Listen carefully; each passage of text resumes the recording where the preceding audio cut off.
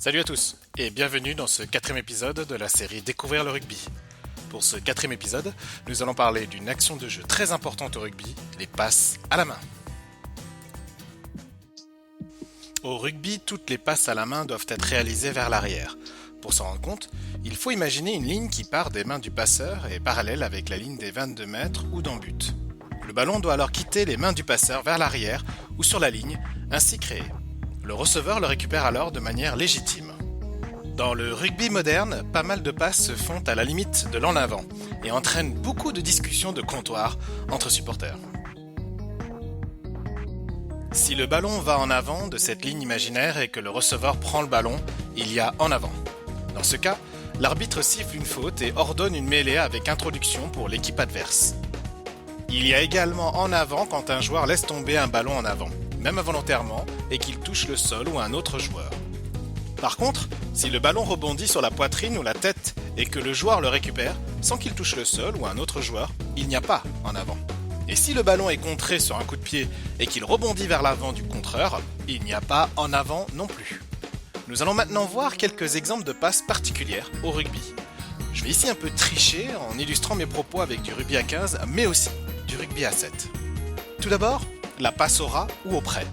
Au dernier moment, un équipier s'approche du porteur du ballon pour recevoir la passe au près et ainsi percer la défense. La passe après contact, c'est une passe réalisée par un joueur plaqué ou bloqué qui réussit à libérer ses bras pour passer le ballon à un de ses coéquipiers. La passe redoublée, le porteur du ballon passe à un coéquipier qui le lui redonne presque aussitôt. La feinte de passe.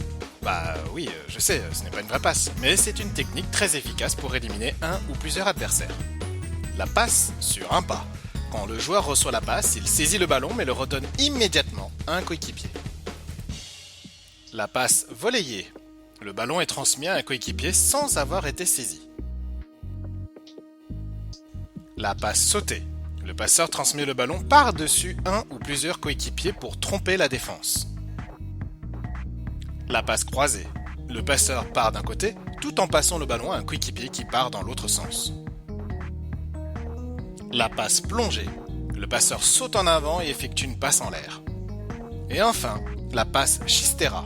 C'est une passe dans le dos en revers, rappelant la forme du gant de pelote basque dont il tire le nom. Ainsi s'achève ce quatrième épisode.